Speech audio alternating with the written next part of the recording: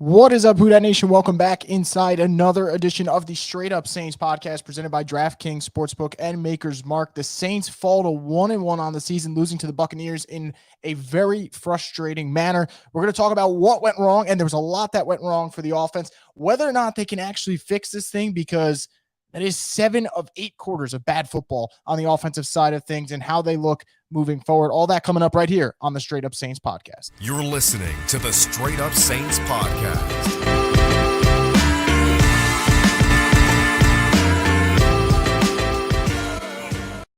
Once again, guys, welcome back inside the Straight Up Saints podcast. And it's one of those situations for the Saints where there's no excuse here. There's no excuse for them to put up yet another bad performance on the offensive side of the football, which they did. And it's reached the point where I think there are some things we should air out in terms of concerns. I think when you win the first game of the season and you do it in such an exciting manner, I think you kind of lose sight of some issues, right? But I think for, the offense, particularly the passing game, I think that there are some legit things that we have to go over. And I think for starters, the first thing I want to talk about for this, the Saints have no short to intermediate passing game. Like, it's just not there at all. And that's been something that's going on for the last 2 years now, because I'm taking last year, and I know last year was tough, right? Jameis got hurt. Then you have Trevor Siemian come in, Taysom Hill. Doesn't matter. None of that. That stinks. Like, that part just stunk, and we chalked it up to injuries. Now you get Michael Thomas back from injury. You add Jarvis Landry. You bring in Chris Olave. Passing game intermediate-wise, still not there. And that is a huge problem. Can't really move the ball that manner. No Alvin Kamara, so that obviously stunk. And you saw that absence there. But I think the Bucs play such good run defense that I don't know if, Alvin Kamara being there or not is why they lost. I think there's other reasons why the Saints lost this. Other reasons. So that's a problem. And I think the other thing, which I want to talk about a little bit more in depth in just a couple minutes, is I think that the loss of Sean Payton comes up more now than ever, because I honestly think if Sean Payton's coaching in that game, I do think the Saints win. And I'm not saying that Dennis Allen's a bad coach. Like, it's 2 weeks in. I can't make that type of assumption this early. Like, that would be ridiculous in my opinion. But I do think that there are moments where I'm watching Dennis Allen, I'm watching Pete Carmichael, and I'm like, this roster is so much better than last year's roster. Why are you not getting anything to work in certain aspects? I think they're a little bit more undisciplined this year. We saw a lot of sloppy penalties today. And I think that offensively speaking, Pete Carmichael has moments where the offense looks fun, and then it just goes to complete shit for about 3 quarters. First drive today was magnificent. Really good ratio, run to pass. I thought they did a good job of setting the tone. And then all of a sudden, guess what, guys? We're sitting there, and they didn't move the ball until the fourth quarter. And then they moved the ball in the fourth quarter. Mark Ingram fumbles, which I'm also going to talk about. So a lot of complaints here. And I'm not going to chalk it up to one person, because I don't think one person deserves this blame for this loss. And the only reason this is a frustrating loss is the Saints were the better football team for the first 3 quarters. Defense was setting the tone, and that was a big thing. And then the fourth quarter comes around, and they just got absolutely destroyed. So let's go down the ladder. The first thing I want to talk about is what's going on with Mark Ingram, because that's back-to-back weeks that he's fumbled. And that might seem like a minor thing in the grand scheme of things, but you can't cough it up back-to-back weeks. You cough it up the first week against the Falcons on an absolute stupid play that I almost just were like, all right, you get over it, right? The Saints were getting blown out. Mark Ingram was trying to make something out of nothing. So you don't really think about it a lot. So it happens, and it is what it is. The fumble today, and I see you guys talking about it, it was really, really, really crucial. Really crucial. Like, absolutely, in my opinion, just took all the momentum out of their hands. Now, I don't think that's the sole reason they lost. Like, I think that's finding the balance. I don't think Mark Ingram's fumbles why the Saints lost the football game. But that's where this tone started to shift. Then there was the brawl. And the brawl, for me, I don't understand it. I don't understand how Tom Brady, of course, starts it, as he usually does. Leonard Fournette gets in the mix. Marshall Lattimore's just holding his ground. Gets cheap shot by Mike Evans yet again. And Marshall Lattimore gets ejected with Mike Evans. That makes no sense to me. And for people who don't realize why this was such a big deal, Mike Evans wasn't doing anything in that game anyway. You can take him out. Mike Evans, deep down inside, has to understand if me and Lattimore both leave the field, Lattimore leaving hurts the Saints way more than it hurts him leaving the Bucs. And that's not a disrespect to Mike Evans. Mike Evans is a good football player. But Mike Evans is not going to get anything done against Marshawn Lattimore. I've seen it a million times. I don't need to see it one more time. I know he's not going to do anything against Lattimore. So for him to get ejected when he got sucker punched again, that doesn't sit right with me. I think that's bullshit. So that was a big turning point in this game. And I think while I'm on the subject too, I talk about Mike Evans being such a good player. I'm really sick and tired of the cheap shots, though. If you're going to get in Marshawn Lattimore's face and you're going to have this really intense rivalry with Marshawn Lattimore that we were all supposed to sit here and love and respect this rivalry and say how they're good competitors, at least shove him in front of his face, right? Why is it always got to be behind him? Like, I just think that's so freaking lame, man. But it keeps happening. That was obviously a turning point in this, too, because I thought Lattimore getting ejected, things started to turn. Really odd penalty on Bradley Roby. Apparently tackling's illegal.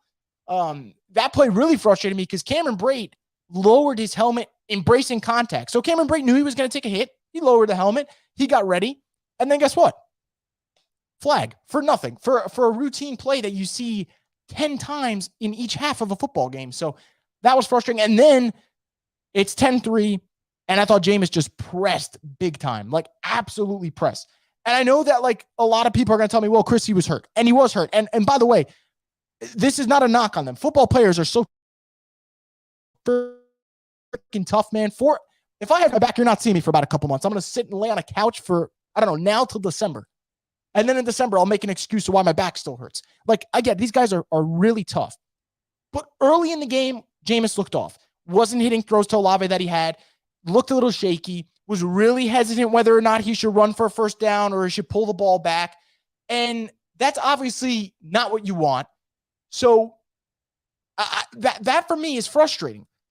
When you see that as a coaching staff, you don't think maybe we should make a quarterback change? And this isn't me saying Jameis should get benched, by the way. So for people to say, oh, you're asking for Jameis to get benched, it's week 2. I'm not asking for Jameis to get benched. And considering the Saints quarterback room isn't very strong in the first place, Jameis is your best option when he's healthy. But when he's overthrowing passes and he looks super hesitant and he's got the 4 fractures in his back, that's not great. But they sat there and they took it because the defense was playing so well that I think they probably thought they could manufacture a 6-3 win.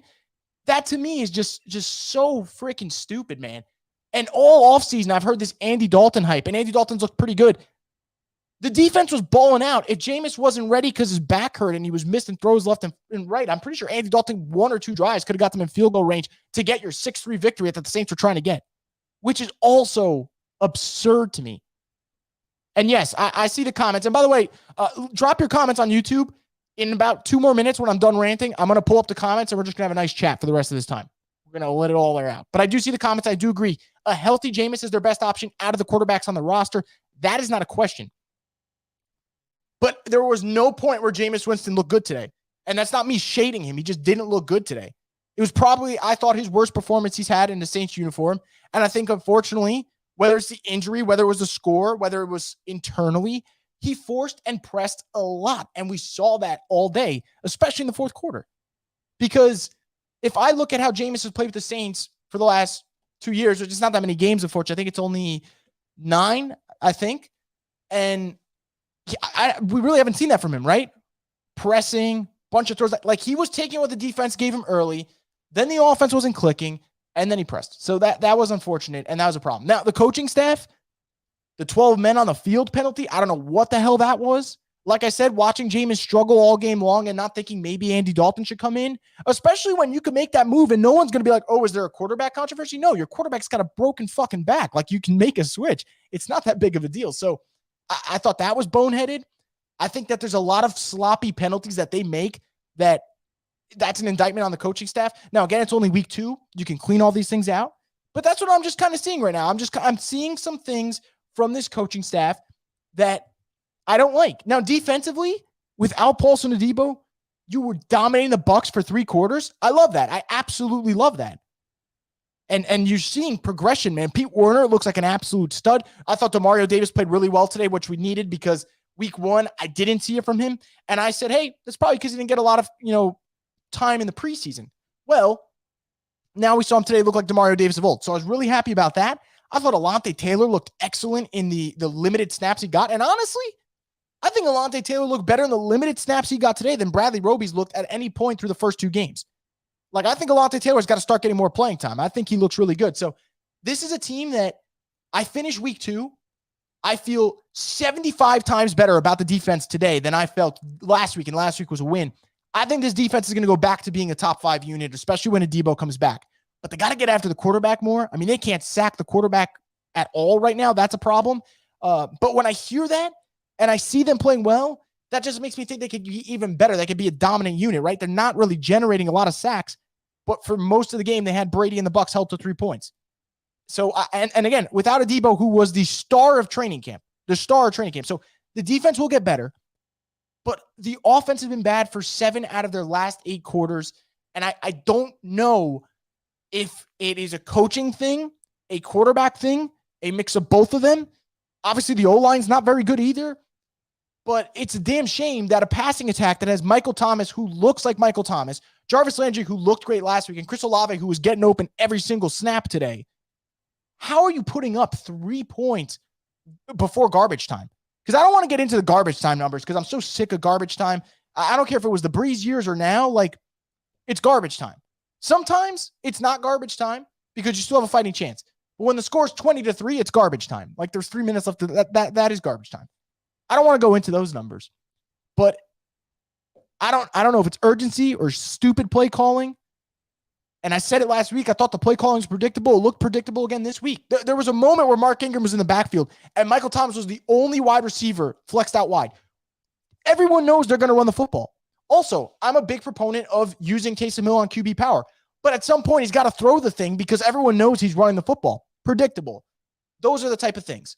And again, Dennis Allen still has time to figure it out, but if Sean Payton was coaching today, Saints would have won that game. I strongly feel that way. And I'm not saying that this team is in doom and gloom because I think they're going to bounce back next week against an awful Panthers team. And if they don't, then we'll see about it. Because then I'll have some, actual shit to air out about this team if they lose to the Panthers, who look like an XFL team right now. But I think they will shake back. But this is just one of those losses where you should be 0-2 at this point because your offense is that bad.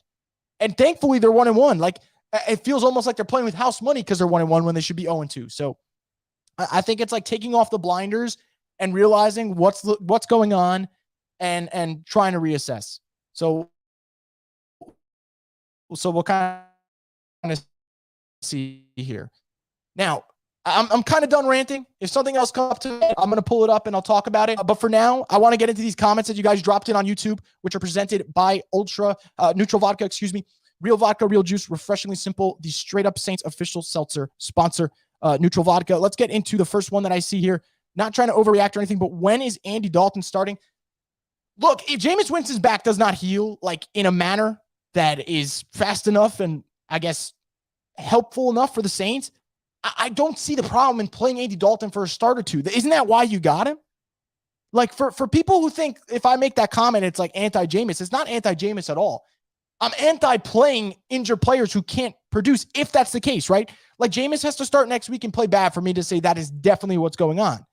But if the Saints know behind the scenes that his back isn't feeling great and it didn't look great today, then all right, I think it's time to start considering for a start or two, giving him some time off.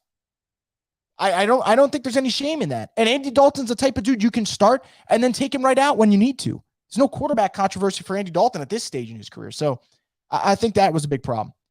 Can't turn the ball over that many times and expect to win. Fumble from Olave, which I didn't think was a fumble.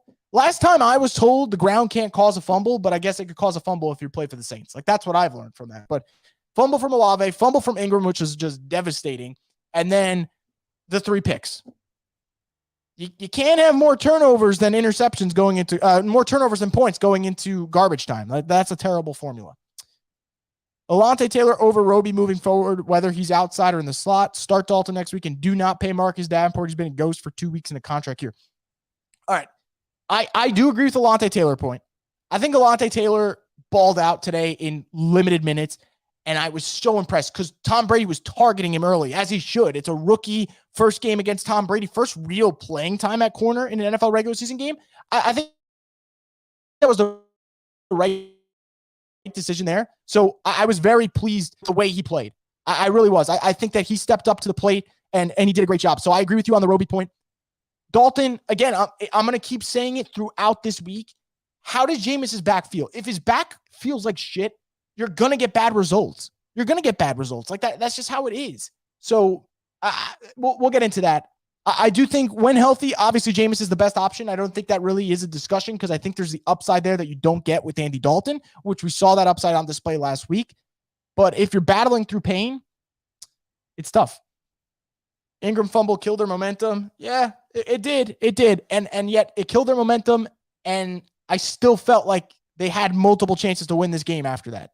That's just me. I don't know if everyone feels that way, but that's at least how I feel.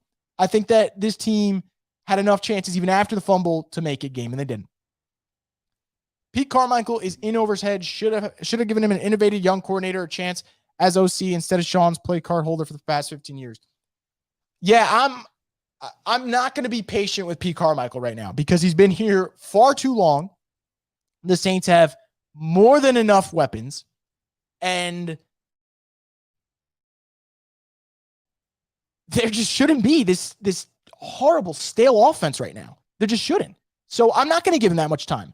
I was going to give Chris Richard and Ryan Nielsen like a month to figure it out as co-defensive coordinators, like who's doing what and figuring out that. But they've already figured it out without Paulson and Debo. Granted, D-line's got to play better from a pass rushing perspective, but I think that will come over time. They started off slow last year too, so I think that'll pick up. But offense, man, Pete Carmichael's been there forever. He has been there forever. You can't keep doing this. You just can't. Got to wonder if Winston sits next week. It's possible. Look, and this kind of piggybacks off that. You cannot just roll out a quarterback with a broken back if he's not looking good either. Like, that's part of the equation, right? Jameis Winston last week was injured, but I don't know if it was adrenaline. I don't know if he just felt still loose. He looked great in that fourth quarter of the Falcons game. And I gave him all the credit that he deserved because he did deserve it because he put the team on his back in that late stage. But man, at this point, I think that rest isn't a bad idea if it doesn't get better over the next week. This offense has been holding this team back for the past few years. I don't care what, but something has to change. Our defense is too good for this. That's the take, right? Like, we went from a Drew Brees Saints offense that was carrying the defense, and we're like, God damn, this defense keeps letting down the offense. And then I would say the end of the 2019 season, everything flipped, and they became a defense-first team. And it didn't matter if it was Drew Brees, didn't matter if it was Taysom Hill or Jameis Winston or Trevor Siemian or whoever the freaking hell else was in a quarterback. We were like, all right, like you're holding back the defense now because this defense is ready to rock. I firmly believe that. I still think this is a championship level defense. And like I said, they're doing it without a Debo and they're doing it without a pass rush. So when you get that shit going, I think that will make it even better. But my concerns about this Saints team, and I just want to make very clear, I still think the Saints are a 10-7 team right now. My prediction for them hasn't really changed. They have to get better offensively because this is ridiculous. You can't go into games and just demand your defense to just carry you in today's NFL. It doesn't work that way. It might work next week against a Baker Mayfield Panthers team. It might work in a couple weeks from now when you play the Seahawks with Geno Smith. But when Joe Burrow comes rolling to town on the 16th, when Lamar Jackson comes rolling to town, when Derek Carr and the Raiders come rolling to town, like, let's not beat around the bush. That you're not going to be able to just shut teams out and just rely on your defense. I think that's so unfair. And let's be real. The Saints have been doing this now against Brady for a while. This seems to be the trend where it's like, well, we know we can shut him down. And they do a great job of doing that, only holding the offense to 13 points today. But you can't, against the best quarterback in NFL history, continue to rely on that scheme. Offense is predictable, looks archaic and dated, and has one good quarter in 2 games against a bad team. It does. Gabriel, I don't know what else I could say to that comment other than that it's factual. It's predictable. It doesn't get going until the game's almost out of reach. It's very frustrating, extremely frustrating. And I hope that they could turn it around next week, but I haven't seen anything yet to say otherwise. But I do feel like, I don't know if this is Pete Carmichael or Jameis Winston, which one just can't figure this part out. They got to get something going in a short passing game. Because it's run, deep shot. Run, shot over the middle to Juwan Johnson. Run, shot to Chris Olave. Like, I'm so tired of it. It's like so formulaic that you got to mix it up. Got to. I mean, Simeon had a freaking deep pass to Kevin White last year that kind of came out of nowhere. And again, this is a knock on Jameis. I'm saying Sean Payton with shit was doing a better job than what Pete Carmichael's doing right now with much better talent. Everyone knows when Taysom comes in, he's running the ball. It's so predictable. You got that right, man. You got that right.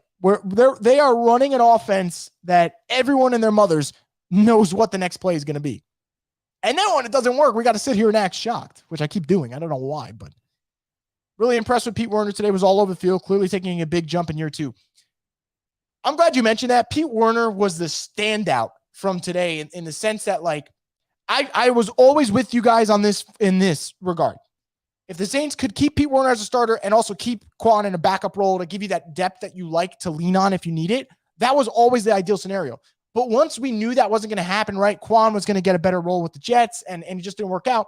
A lot of people were like making these narratives like Pete Werner was handed the job and he wasn't ready for it. And I was like, dude, everyone has told me he looks fantastic in the summer. Like, now we're seeing it. I mean, Demario Davis has been singing his praises all year long. I think Demario knows better than us about who's going to deliver at the linebacker spot. And honestly, Pete's been the better linebacker through 2 games. Now that'll change. Demario's so damn good. Or maybe it won't. Maybe they'll just have 2 great linebackers. But this is the best duo they've had at that spot in a long time. And I will give credit. Like, even though the Saints lost, I'm not going to let that overshadow some things like that. That is something I wanted to talk about, that Pete Werner looks fantastic. And by the way, saving him and Paulson Debo, saving a 2021 draft class that had a first-round pick in Peyton Turner, who was a healthy and active today. Healthy and active. And this defensive line didn't get much pressure on Brady, and he was healthy and active. So if that doesn't tell you something, I don't know what will. Thought they would have had Taysom throw a couple of times to throw the defense off. Yeah, look, again, like I said, if you're going to keep running it with Taysom, they're going to load the box, and they're going to make you do something else. Like, you got to mix it up a little bit, just once in a while. Just once in a while. Where were the sacks? Brady needs to live on his back. Well, first off, good rhyme. Second, non-existent again. Third string left tackle. That's not where the Saints sack came from. It came from Shy Tuttle. Third string left tackle. The Saints couldn't get a sack on that blind side of Tom Brady. That's pathetic. And on the touchdown pass that he had to Brashon Perriman, I was sitting there looking. I'm like, this guy's got 10 seconds to throw. It's inexcusable. And that is the lone negative of this defense right now, is that through 2 weeks they can't get after the quarterback. And I don't want to start that maybe Cam Jordan's washed up yet, because we did this last year and then he turned it on. But Marcus Davenport, you got to show up, man. Contract year, you got to do your thing. And he got some push today. He was 1 second off, but 1 second off in the NFL will kill you. So he's got to get better there. What is going on with Lattimore? He's been out of control the last 2 games. I actually disagree. I think Lattimore's penalty last week was costly. Literally could have cost him the game if that field goal doesn't get blocked. So I agree with that. Although the guy also put on an Oscar-worthy flopping performance. So got to give credit there. But I'm not going to get after Lattimore today at all. He got ejected when he did nothing. He did nothing wrong in that situation. Call it Saints bias, call it whatever it is. I don't see any reason why he should have been ejected there. I just don't. Leonard Fournette was at the forefront and he didn't get ejected. But Marshawn Lattimore gets cheap shotted and he's out of the game. That doesn't seem right to me. So for me, I just personally don't feel good about saying Lattimore's been out of control the last 2 games. Want to say the first game? Sure. Second game? I don't think so. Would it be okay moving on from PJ and putting Alontae in his spot? Defensive lines have to get better, have to get after Brady. Yeah, I don't know. Look, PJ Williams, that's never his bread and butter. His bread and butter is not going to be on a throw to the right end of right corner of the end zone where he's in an odd position. He's never excelled in that. He's always excelled when everything's in front of him. That's where you get the best version of PJ Williams. So PJ was in a bad spot. Wasn't surprised he got beat there. But when PJ keeps everything in front of him, man, that's when he does his thing. Has Peyton Turner even played at all this year? What a pick that turned out to be. Sean Payton's little parting gift, right? Peyton Turner, who we all were like, why was he drafted the first round? You hate to be validated on shit like this, but it's starting to turn that way. He's still got time. Maybe he's active next week. But I tweeted this before the game, and I'll continue to tweet it. Saints got to play their best players, regardless of draft status, regardless of how much money you're making. You got to play your best players. You got to. And if Peyton Turner's not producing, who cares that he's a first-round pick? it means shit at that point if he's not producing. Play Andy early, let Jameis heal, have him ready for the end of the season. Look, here's the thing. This type of back injury, it's not even going to be one of those issues where, like, if you rest him, you got to rest him till November. Like, you could rest him a week or two and he might be good to go. Like, it's one of those things that doesn't take forever to heal.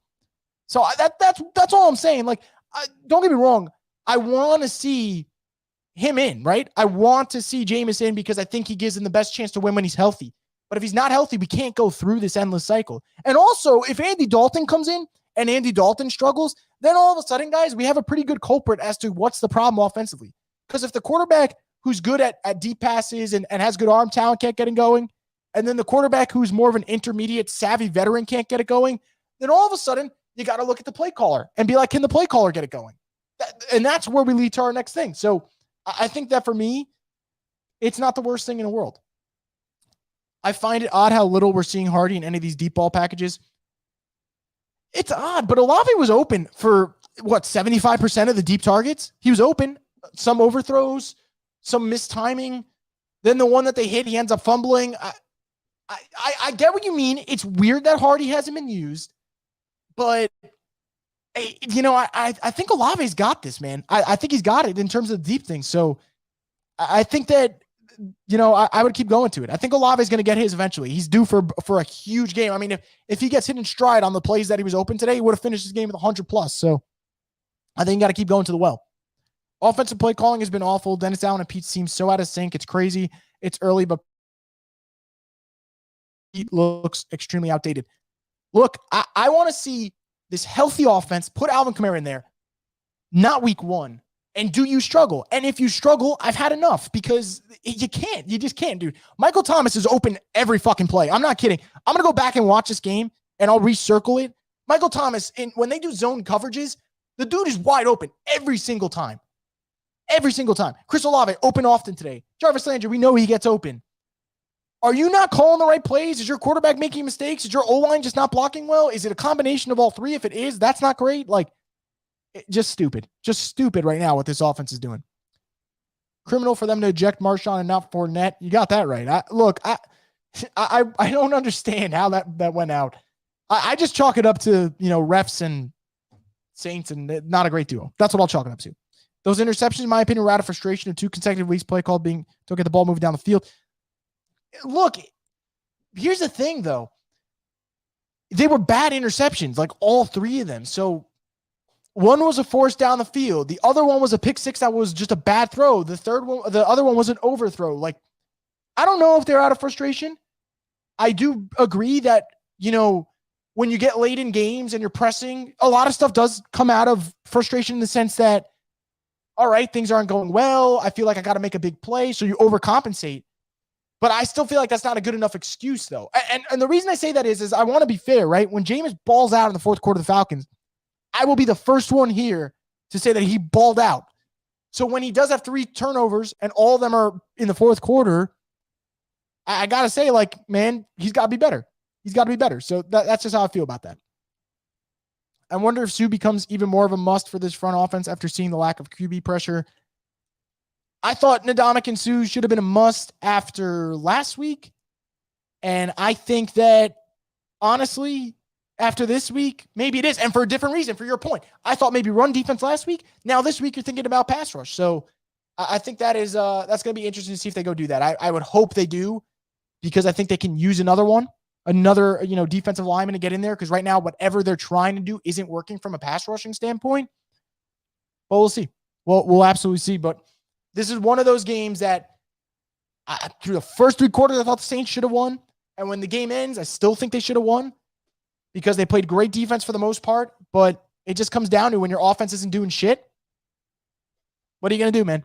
What are you going to do? And I think that at this point, next week will tell me a lot. If the Saints struggle against the Panthers next week, we're going to have a very serious conversation about this coaching staff on the offensive side of the football because I think the defense will do their thing. I think you'll see a lot of batted passes against Baker Mayfield and the Panthers. I think you'll see them force a couple of turnovers against the Panthers. You better bring it offensively. You better bring it offensively because you start off first 3 weeks, 3 division games. Your offense can't get shit going. before you get into the heart of your schedule when you're going to verse a good offense after good offense. After that Panthers game, the Saints play the Vikings. Seahawks, not a great offense, but Vikings, Bengals, Cardinals, Raiders, Ravens, play the Rams, 49ers, Bucs again. You're going to play a lot of good teams, man. You cannot rely on your defense to hold teams to 15, 14 points and expect that to happen. And I'll tell you the worst part about today's game, the worst part, honestly. The Saints offense was so bad that they validated Nick Wright's take about the Saints aren't going to score 14 points. And I promise you, that man knows nothing about football, but he just got validated because his offense played like shit again and they wet the bed. So that is the most frustrating part for me, but I have nothing else to say at this point. I still think this is a team with a lot of talent, but the coaching staff has to be better. These players got to execute on offense. Pass rush needs to be a little bit better, but the coaching is what scares me. And I'll say, well, this is the last thing I'll actually say before I wrap things up. So if you guys have comments, drop them in and I'll get to them. Whether it's predictions, comments, thoughts, future predictions, whatever it might be, you can drop them in. I'll get to them. At the end of the first half, Will Lutz could have attempted a 57-yard field goal. The Saints elected a punt. Someone hit me back and was like, well, they did that because they wanted to punt it and make sure that if they missed a field goal, Brady has a play or two they could get in field goal range. Are we here to coach scared? Because if that's the case, then fine. But Will Lutz can hit a 57-yarder. I'm not saying he's going to hit that particular 57-yarder. I don't know. Like, the play's got to unfold for us to see. But I don't get it. You played scared. That was 3 points that you could have had. You didn't have it instead. Clearly, 3 points would have been a luxury in today's game with the way it played. So I just thought that was weird. And that, for me, goes back to my point that I think the coaching staff has to be better. I know the roster's good enough. Today doesn't change my opinion of the roster. I don't know if anything this season will change my opinion of the roster. I think there's a really, really good roster. But, man, this coaching stinks right now. It stinks. A couple of comments before I wrap it up because I want to, chill and relax, enjoy the afternoon sessions of NFL football. But, let's see what we got here. Is anyone on the staff that could call plays if Pete were to get the axe, or are we truly fucked? Well, look, you got options, right? You look at your coaching staff and you I think the obvious pick for me, if they were to get rid of Pete Carmichael, now I'm not saying that would happen, but Ronald Curry would be the go-to, right? If they were to say, hey, Pete, this shit's not working, Ronald Curry, who's their passing game coordinator and quarterback coach, younger option, he seems to be rising in the coaching ranks a little bit more. I think he would be the guy. I don't want to go that far yet, but I do think if they stink against the Panthers, we got to have a discussion. The worst part is they're going to make it look like Tom Brady's greatness is what made the Bucs win when it was the opposite. Look, I can give, and this is no disrespect to you, by the way, because you're not wrong, but I can give two shits what the media is going to say about Tom Brady and what gutsy performance he had. Tom Brady was awful today for most of the game, and that's fine because the Saints defense has his number, so I respect that. Tom Brady's still the most accomplished quarterback in NFL history. That doesn't change anything. But no, I didn't walk away from this game and be like, oh man, Brady and the Bucs look dangerous. No, I'm like, Saints should have won this game if they had any semblance of an offense, which they didn't. If we lose to the Panthers, I'm keeping Eric Bieniemy on speed dial. Yeah, look, that I think Bieniemy, it would have been nice, yeah, but I don't know, right? Like, because the thing with Bieniemy was if you're going to get Bieniemy, then Dennis Allen was fired, and clearly they wanted to go to Dennis Allen as a head coach. So a lot of moving parts there. I don't blame you for saying you want to keep him on speed dial, but I will say we are seeing in today's NFL why it pays to have an offensive coach. I don't know if you guys got to catch the Ravens-Dolphins game, but Mike McDaniel, for all the jokes that are made about him, that offense looks pretty damn good. I've never seen Tua Tagovailoa look that good in my life. Never seen him look that good. And yet he did. So I think that you see what happens with an offensive coach. Dennis Allen needs more criticism. That field goal decision shows he's coaching not to lose. After 15 years of aggressive-ass Sean, it's impossible not to notice. Yeah, and I'll end it on that in this regard. Week 3, they play the Panthers. The Panthers are 0-2, but the Panthers are an 0-2 that look bad. Like, they're not an 0-2 that they look good. Like, they don't look like a good football team at all. I thought against a Giants team that could not do anything on offense today, they still lost. You got to win that game and get to 2-1, and we'll figure out the rest later after that. But the Saints got to bounce back, and we'll see if they do. But that's going to do it for this edition of the Straight Up Saints podcast, guys. Thank you, as always, for tuning in, leaving your comments, thoughts, and all that. I truly appreciate it. Not the result we wanted. Definitely not what we wanted to see from the offense after last week. A lot of thoughts, I'll have more coming up later today, Monday, Tuesday, Wednesday, every day of the week. We're going to be talking about this offense, how they fix it, if they can fix it, what's the latest with Jameis. I'll have some updates for you guys here on the Straight Up Sane podcast, the destination for the Who Dat Nation.